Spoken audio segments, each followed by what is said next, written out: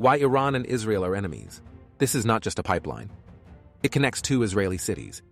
But what's so interesting about it is that it used to be known as the Israeli-Iranian pipeline in the 1970s, because the two states worked it together to transport crude oil through Israel to Europe.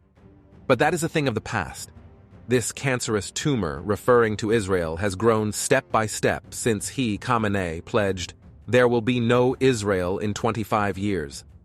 The October 2023 terror attack on Israel by Islamist terror group Hamas has put this conflict on a whole new level. Because Hamas is backed by Iran. Iran and Israel are among the biggest military powers in the Middle East, but they are very different. The Islamic Iranian regime denies Israel's right to exist, the only majority Jewish state in the world. But the conflict is about much more than Jews and Muslims. It's also about influence in the region, and Israel's #1 ally, the US. Let's unravel what's behind it, and what the dispute is really about.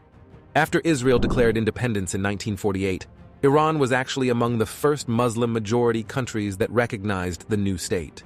So what happened then?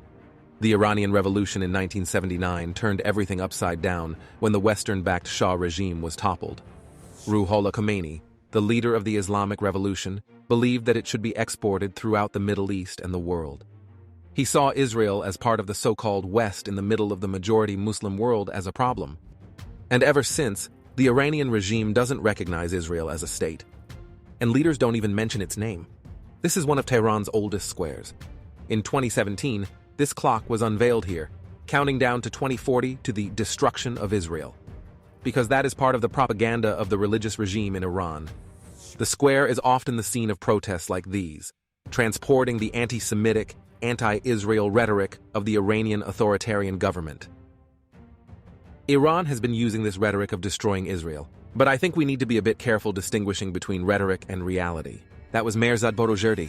He has written numerous books on Iranian society and politics, both in English and Farsi.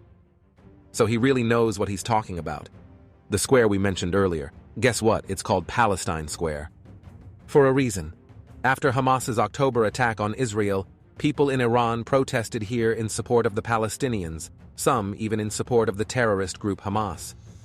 But remember, Iran is an authoritarian state, so these protests might not reflect what people actually think, because we've seen in the past that protests have been orchestrated by the regime.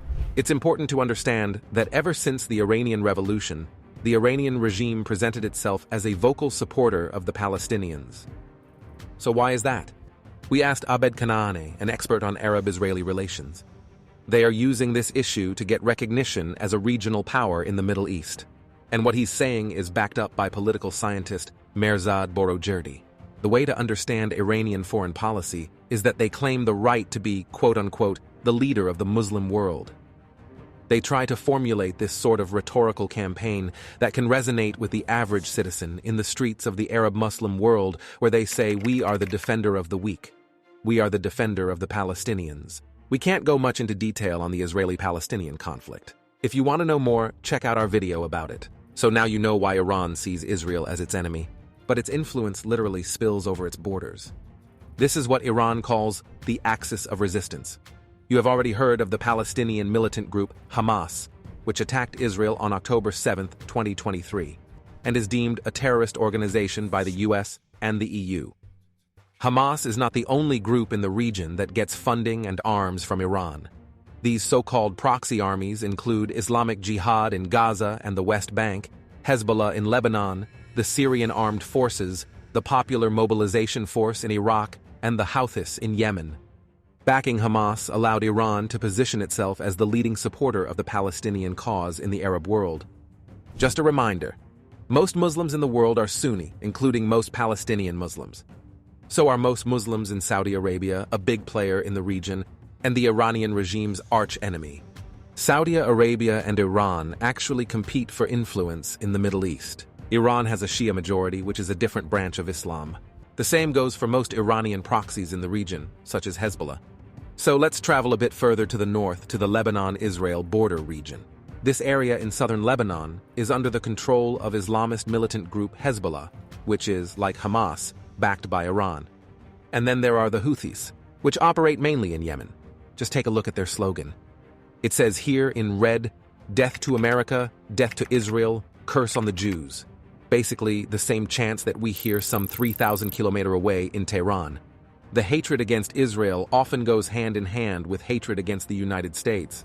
So, there is definitely a common ideology with the Iranian regime and political support for the Houthis. But Iran denies sending the group weapons. Okay, so there are several militias outside of Iran's borders that are backed by the Iranian regime. And some of them have played a role in the aftermath of the October 2023 attack on Israel. In an escalation of the decades-long hostilities between Hezbollah and Israel, Hezbollah fired missiles into Israel after the Hamas attacks, and Israel retaliated with airstrikes in Lebanon. And the Yemen-based Houthis have targeted Israeli-linked ships in the Red Sea. This puts Iran in a proxy confrontation with Israel. But does that also mean the Iranian regime itself could act against Israel directly at one point? Let's keep that question in mind for later. So we have taken a closer look at the Iranian side. But Israel did not just sit back and wait. Take these two areas in Sudan and in Syria. Both were hit by airstrikes, one in 2009 and one in 2013. Israel is believed to be behind these strikes, and hundreds more in Syria targeting weapons to prevent them from reaching Iran's proxy armies, Hamas in Gaza and Hezbollah in southern Lebanon. And there's another big and potentially deadly topic: nuclear weapons. The Iranian regime has repeatedly said its nuclear program is only to produce energy. It's just that world powers such as the US, China, the UK, and the EU don't believe them. And Israel doesn't believe them either. Iran lied about never having a nuclear weapons program. And, so that you know, Israel was one of the biggest critics of the Iran nuclear deal. But that's a story for another video. So, for Iran, its nuclear program is a way to put itself in a position of power in the Middle East. The Iranian nuclear program is also part of their geopolitical plans and part of a way to put pressure on the United States and on the West. And Israel sees the Iranian nuclear program as threatening to its existence.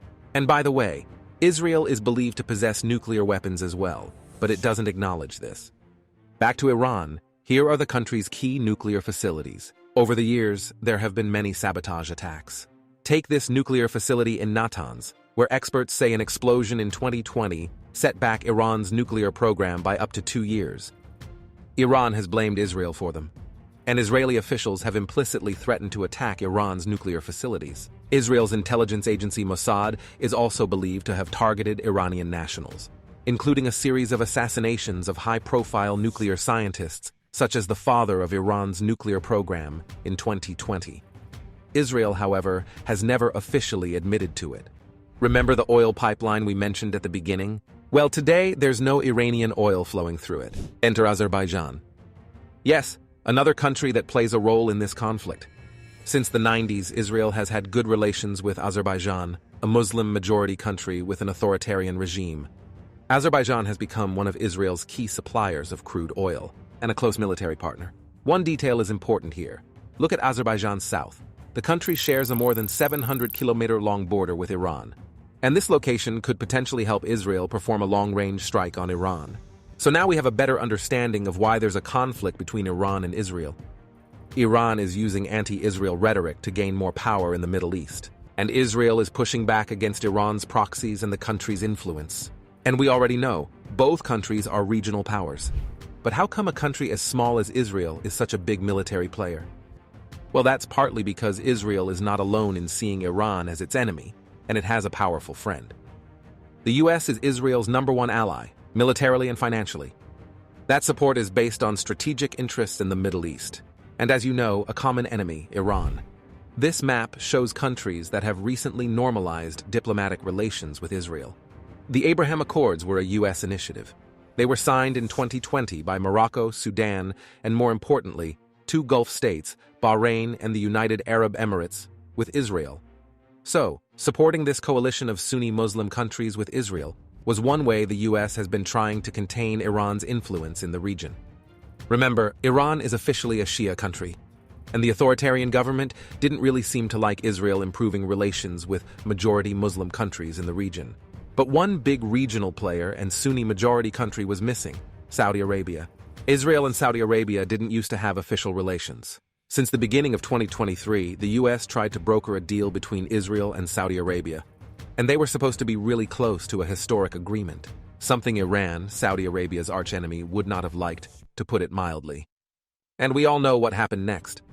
The October 2023 terrorist attack on Israel by Hamas, and how Israel then declared war on Hamas. The deadly Israeli strikes on Gaza sparked outrage in the Arab world, and they have put on hold the relations between Israel and its neighbors. As you know, Iran's proxy armies are attacking Israel. At the same time, the United States has moved warships to the region. But we still owe you an answer to one question we haven't answered yet. Would the Iranian regime actually enter the conflict itself?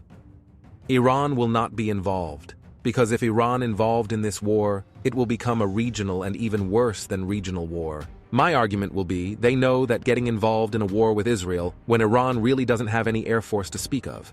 They are no match for sophisticated Israeli planes.